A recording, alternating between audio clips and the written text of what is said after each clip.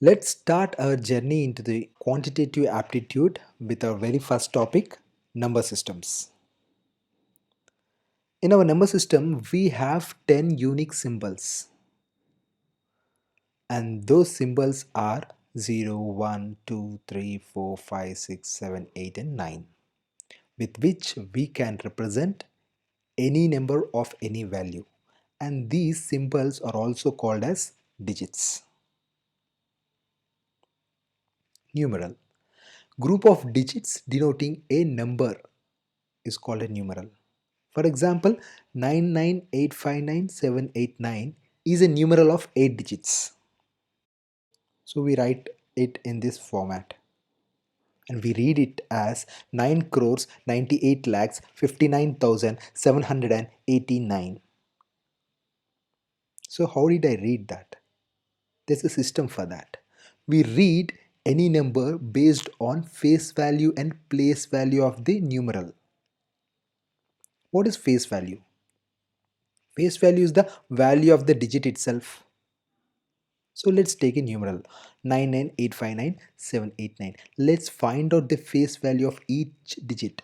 The face value of 9 is 9, face value of 8 is 8, face value of 7 is 7, the face value of 9 is again 9. Similarly, what is there in front of us is the face value of that number. See, how do you read this digit 5?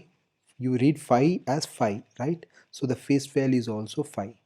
So the face value is the value of the digit itself. Similarly, 8 is 8, 9 is 9, and the value of other 9 is 9. So this is what face value. And let's understand what place value is. Place value is the value of the number sitting in that place.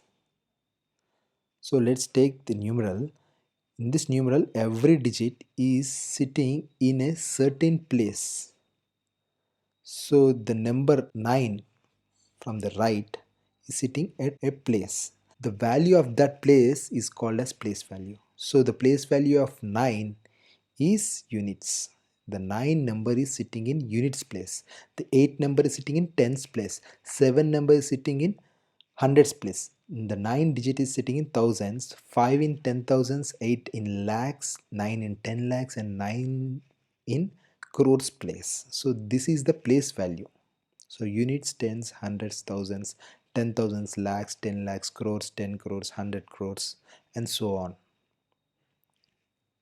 So let's go more deep into the place value. Let's understand what the place value is. Place value of a single digit number is always ones or units. Place value of two digit number is having two place values. The one to the extreme right is having units and the one to the left is having tens as its value. And if a number is having three digits, units, tens, and hundreds. So here the place value of 9 is units, the place values of 8 is tens, the place value of 7 is hundreds. Similarly, for a 4 digit number, the place values are units, tens, hundreds, and thousands. For 5 digit number, units, tens, hundreds, thousands, and 10,000s. For a 6 digit number, units, tens, hundreds, thousands, 10,000s, and lakhs. Similarly, for a 7 digit and also a 9 digit number. This is how the place value is denoted. Right. So how do we read any number? We read based on the face value and the place value of the numeral. So let's try to read this number based on the face value and the place value. Let's find out the face value first. The face value of the 9 is 9. The face value of again 9 is 9. The face value of 8 is 8. The face value of 5 is 5. 9 is 9. 7 is 7. 8 is 9. And 9 is 9. So let's try to find out the place value. When finding out the place value, let's start writing the place value of the digits from right. So starting from the extreme right, 9 is the digit. And what's the place value for 9? It's units. And the place value of 8 is tens. Place value of 7 is hundreds. Place value of 9 is thousands. And 5 is 10,000s. 8 is of lakhs. 9 is of 10 lakhs. And the extreme left 9 is of having crores as its place value. So combining the face value and place value of the numeral, we read a number as 9 crores, okay, 98 lakhs, 59,789. Easy. There are different types of numbers in the number system, and those numbers are grouped together based on a certain criteria. So the different types of numbers are natural numbers, whole numbers, integers, even numbers, odd numbers, prime numbers, composite numbers, and coprimes. Natural numbers are those numbers that are countable. So counting numbers are called as natural numbers. For example, 1, 2, 3, 4, 5, so on. So what are whole numbers? Whole numbers are the combination of natural numbers plus 0. So numbers that are countable plus 0 are called as whole numbers. For example, 0, 1, 2, 3, 4, 5, and so on. So whole numbers is equal to 0 plus natural numbers. Integers. Integers are the combination of negative numbers 0 and positive number. If we take the number line here, all the numbers towards the right of 0, such as 1, 2, 3, and so on, are positive numbers or natural numbers. Similarly, those numbers which are towards the left of 0 are negative numbers like -1, -2, -3, and so on. And 0 is neither positive nor negative number. So the set of negative numbers, 0 and positive numbers are called as integers. Even numbers. Even numbers are the numbers that are divisible by 2. So you can say any number that is divisible by 2 is an even number. For example, 2, 4, 6, 8, 10, and so on up to. Similarly, odd numbers are those numbers which are not divisible by 2. So any number that is not divisible by 2 is an odd number. For example, 1, 3, 5, 7, 9, etc. And what are prime numbers? Prime numbers are those numbers greater than 1 that have only two factors, that is 1 and the number itself. So those numbers that are divisible only by number 1 and itself are called as prime numbers. For example, 2, 3, 5, 7, 9, and so on.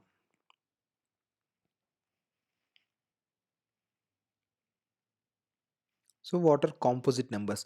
Numbers other than prime can be called as composite numbers. By definition, we can say that those whole numbers greater than 1 that have more than two factors are called as composite numbers. So numbers that are other than prime. For example, 4, 6, 8, 9, 10, 12, etc. So all these numbers here are having more than two factors. Let's identify prime numbers and composite numbers. Let's take a bunch of numbers here, 1 to 10. And we know that 1 is neither prime number nor composite number. So the next number is 2. The factors of 2 are 1, comma 2. That means it is divisible by 1 and 2. 1 2s are 2, 2 1s are 2. As this number is having only two factors, this is considered as a prime number. And the number 3 is having only two factors. So prime number. Number 4 is having three factors.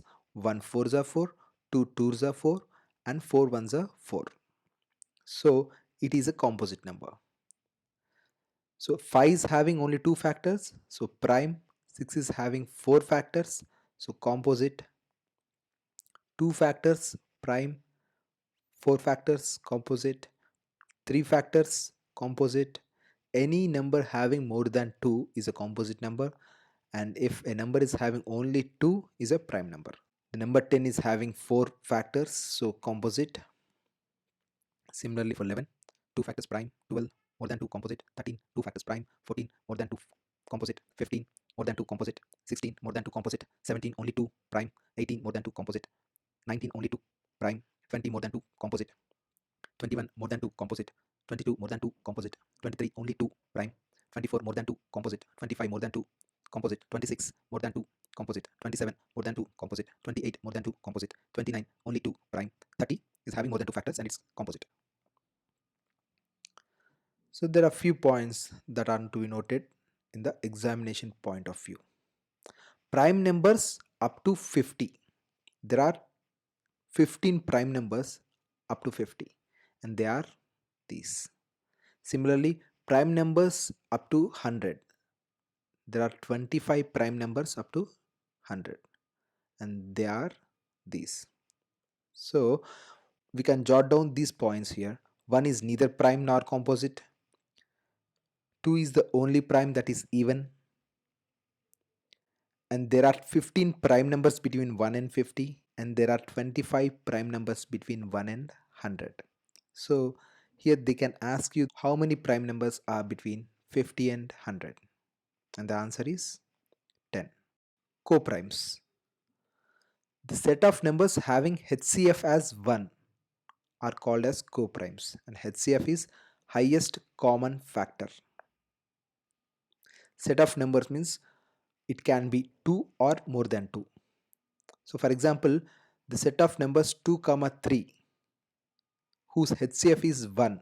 So these set of numbers are called as coprimes. We will learn more about HCF in our next topic, LCM and HCF.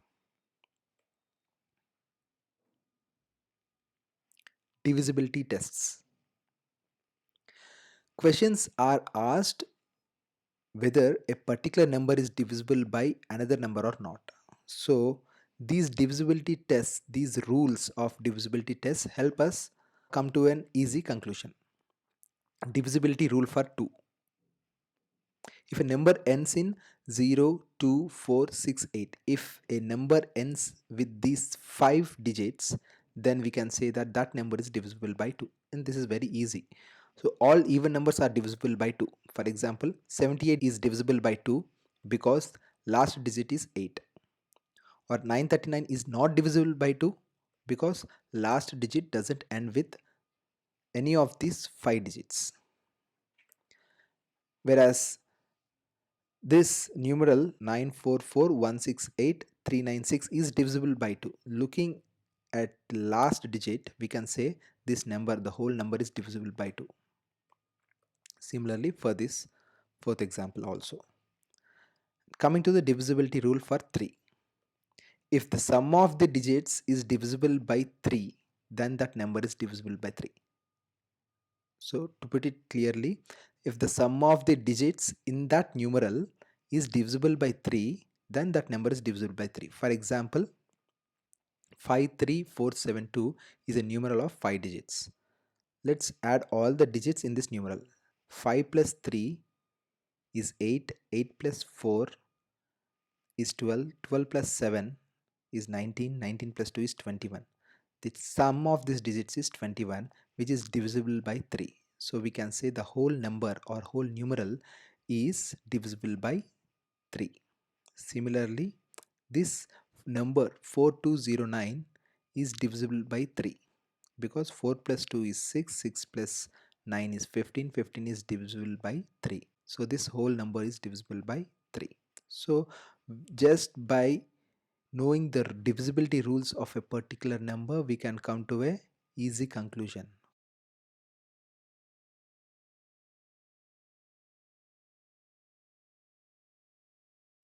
Divisibility rule for 4. If last two digits of a number is divisible by 4, then that number is divisible by 4. For example, Let's take this number 53472 is divisible by 4 because the last two digits of this numeral is 72, which is divisible by 4. So the whole number can be considered as divisible by 4. Similarly, 4208 is divisible by 4 because the last two digits are 08. So which is divisible by 4. So the whole numeral is divisible by 4. Similarly, you can go through these two examples also. Now divisibility rule for 5. If the last digit of a number is either 0 or 5, then that number is divisible by 5. So we can say this is divisible by 5 because the last digit is 5. Is not divisible by 5 because last digit is not 5. Similarly, this is divisible by 5 because last digit is 5. Similarly, the fourth example. And divisibility rule for 8. If the last three digits of number is divisible by 8, then that number is divisible by 8. For example, in this number 32, here they say that 32 is divisible by 8. Let's take the last three digits counting from right. So 032. 032 is divisible by 8. So you can say this number is divisible by 8. In this numeral 4345, the last three digits are 345. 345 is not divisible by 8. So you can say the whole numeral is not divisible by 8. Similarly, for these two examples also. Divisibility rule for 9. If sum of the digits of number is divisible by 9, then the number is divisible by 9. This is same as the rule for 3. For example, 1, 8. 18 is divisible by 9 because the sum of its digits is 1 plus 8 is equal to 9, which is divisible by 9. So you can say this number is divisible by 9. Similarly, 2978. The sum of the digits are 2 plus 9 is 11, 11 plus 7 is 18, 18 plus 8 is 26, which is not divisible by 9. So the whole numeral is not divisible by 9. Similarly, go through these two examples. Divisibility rule for 10. If units digits or last digit of a number is 0, then that number is divisible by 10. Simple logic is the last digit of the number should be 0. Then you can say that number is divisible by 10. You can go through these examples. Just pause the video and go through all the examples. So divisibility rule for 11. If the difference between the sum of its digits at odd places and sum of its digits at even places is either 0 or a number divisible by 11.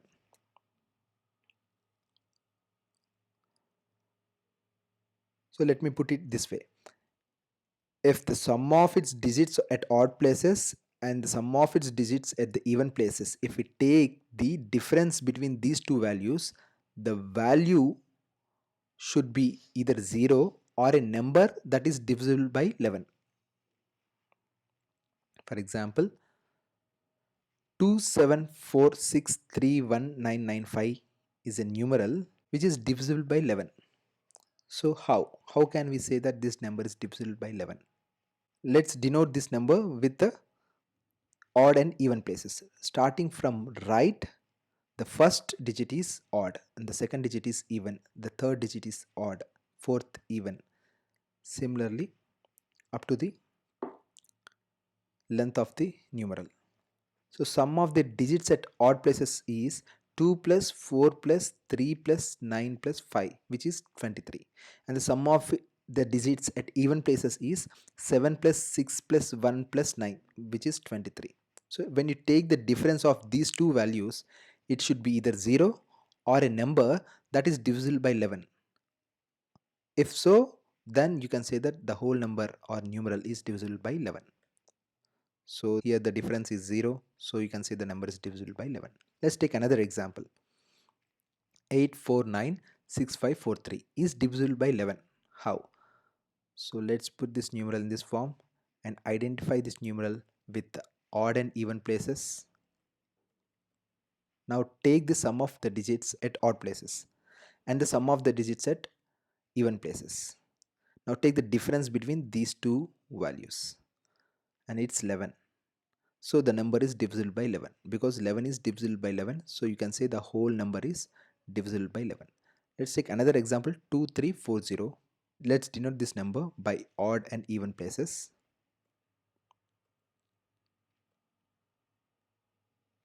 Sum of the digits at odd places is 3 plus 0 3. Sum of the digits at even places is 2 plus 4 is equal to 6. And the difference between these two values is 3, which is neither 0 nor a number that is divisible by 11. So we can say that this number is not divisible by 11.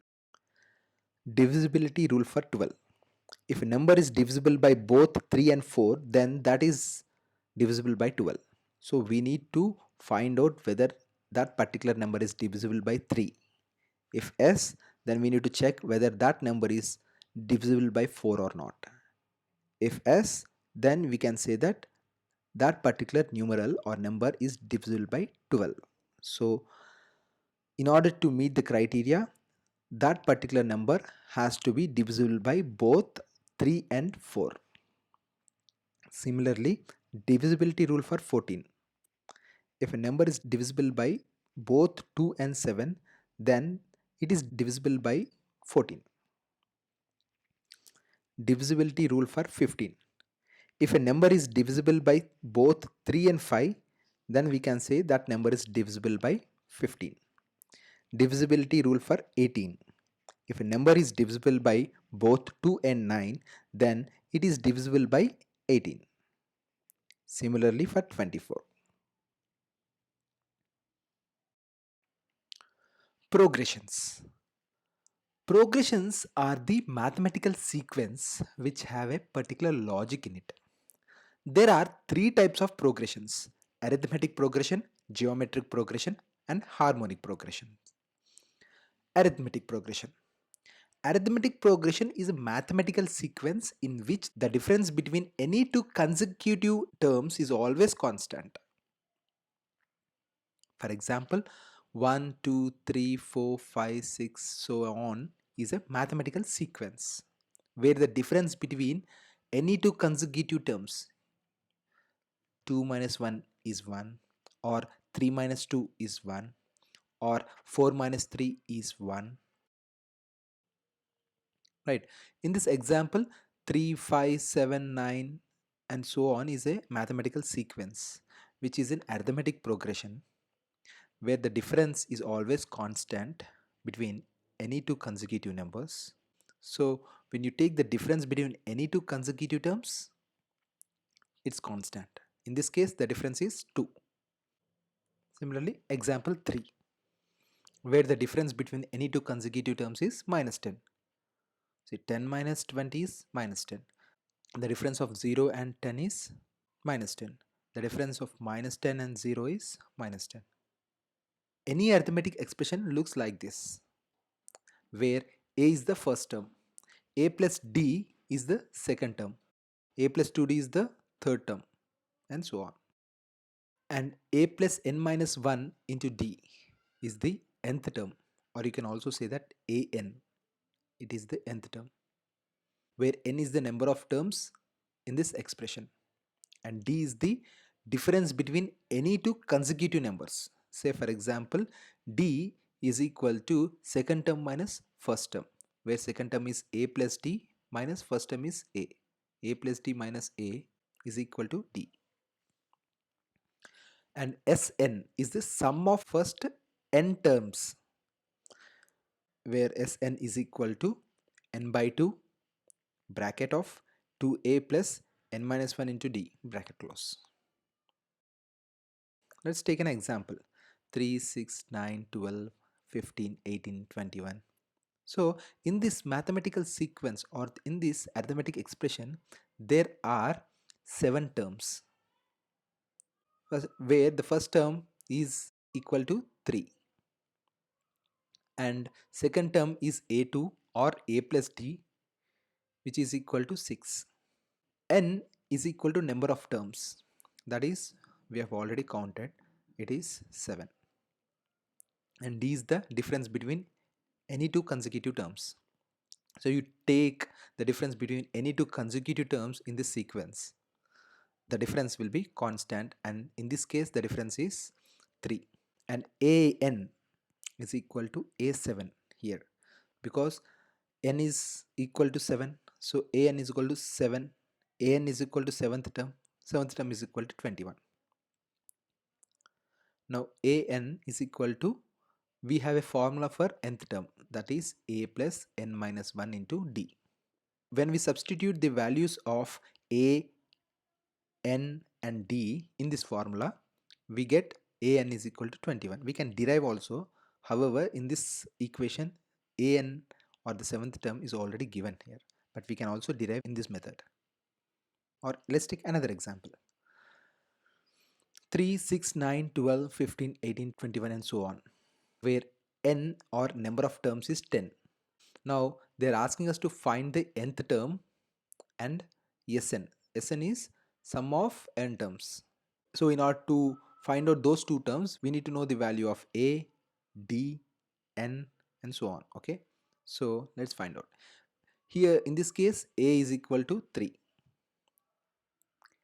and a plus d is equal to 6, right? A plus d is nothing but second term, or a2. A2 is equal to 6.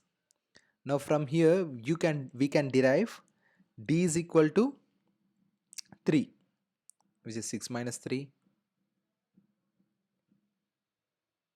Okay, and it is already given that n is equal to 10, and an, they are asking the nth term, so an or a10 is equal to a plus n minus 1 into d. When you substitute the values of a, n and d in this formula, we get the 10th term value.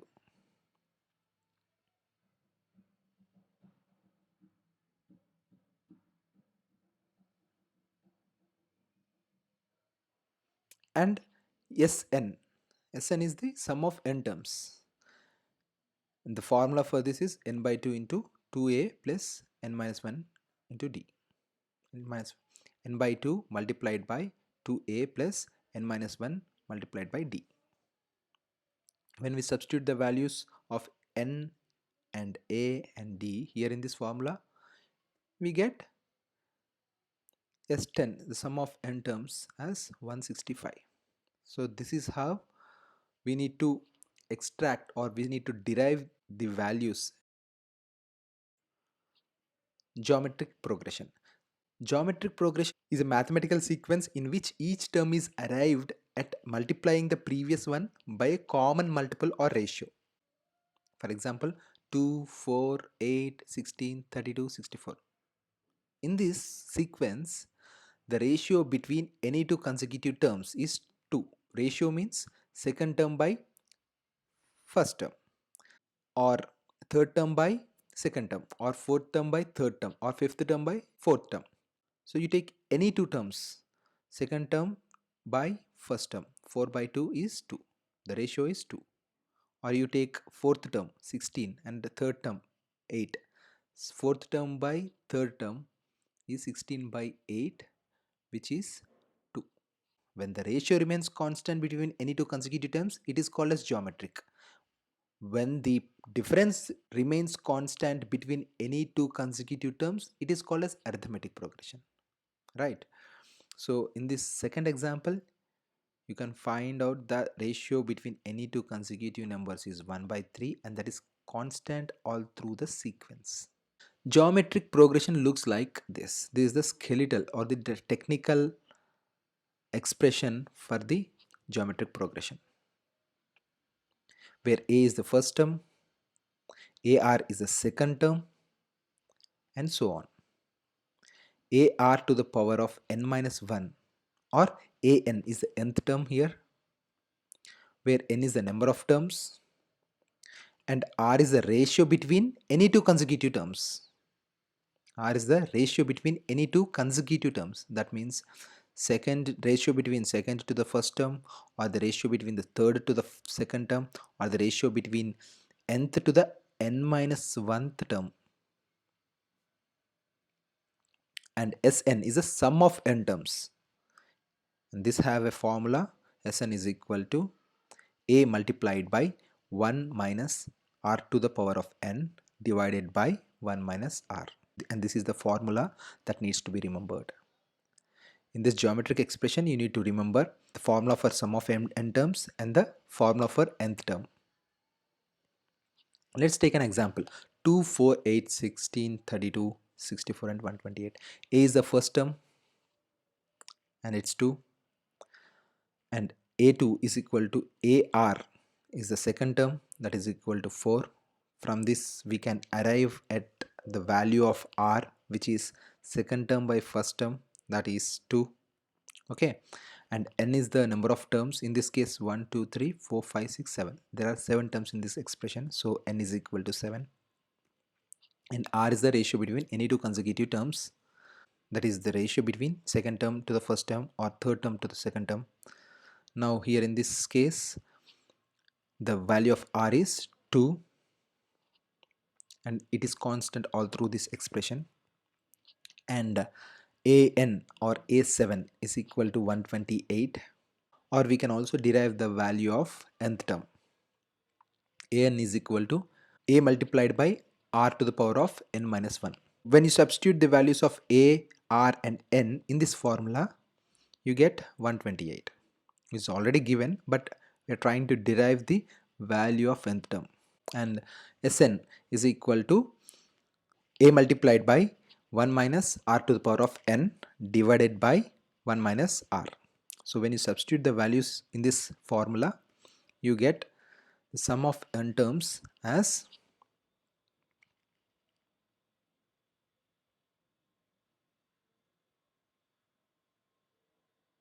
254. Simply to say, 2 plus 4 plus 8 plus 16 plus 32 plus 64 plus 28 is what is meant by the sum of the terms. So harmonic progression.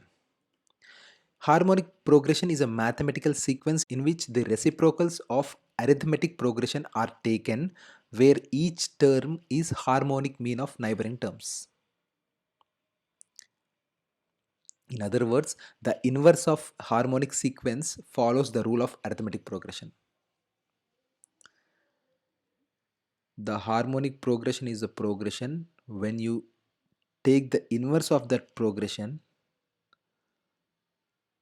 then that progression falls in the rules of arithmetic progression.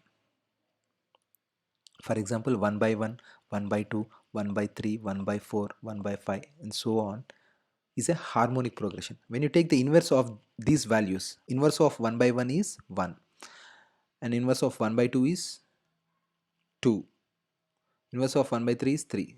So 1, 2, 3 is a arithmetic progression. Similarly, in example 2 also, when you take the inverse of harmonic progression, we get arithmetic progression. The harmonic progression looks like this. This is a technical way of representing the harmonic progression. 1 divided by a, comma, 1 divided by a plus d, comma, 1 divided by a plus 2d and so on, up to 1 divided by a plus n minus 1 multiplied by d. This is the nth term. Harmonic mean. If three terms a, b, c are in harmonic progression, then 1 by a, 1 by b, 1 by c form an arithmetic progression. Right? This is what we learnt from the definition. The inverse of harmonic progression will form an arithmetic progression. So here in this case, a, b, c are in harmonic progression and the inverse of them is arithmetic progression. So 1 by a, comma 1 by b, comma 1 by c are in arithmetic progression.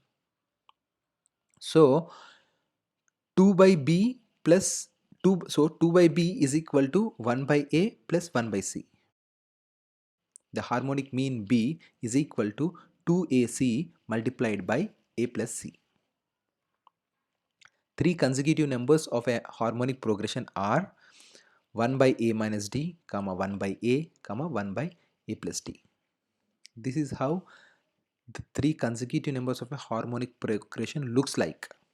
And the four consecutive numbers of a harmonic progression looks like this format. And 5 consecutive numbers of a harmonic series looks like this format. So go through these expressions.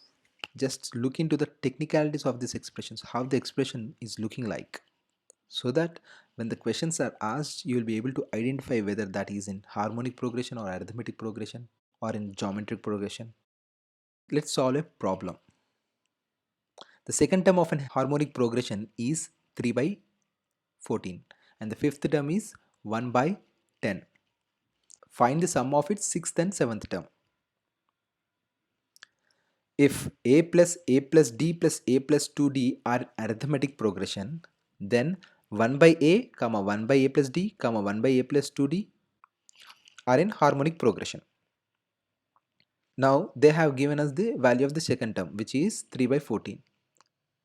Now from the harmonic progression equation, we can take 1 by a plus d is equal to 3 by 14. So a plus d is equal to 14 by 3. Similarly, they have given us the value for the fifth term. So fifth term is equal to 1 by a plus 4d as per the technical equation. And the value for the fifth term they have given is 1 by 10. So a plus 4d is equal to 10. So solving these two equations, equation 1 and equation 2, we get the value for a and d. In this we get the value for d first, and then substituting the value of d in any one of the equation, we arrive at the value of a, which is 26 by 9. Now we need sixth and seventh term of the harmonic progression. Sixth term is equal to 1 by a plus 5d and seventh term is equal to 1 by a plus 6d. Substituting the values of both a and d in those above equations, we get sixth term as 9 by 106, seventh term as 9 by 122. But the question asked is the sum of sixth and seventh term. Now in order to get this sum of both the terms, we need to add these two values, 9 by 106 plus 9 by 122, which gives the value as 513 by 3233. Well, we are done with the topic number systems. If you have any queries, you can text me on my WhatsApp number. I'll try to give my best help for you.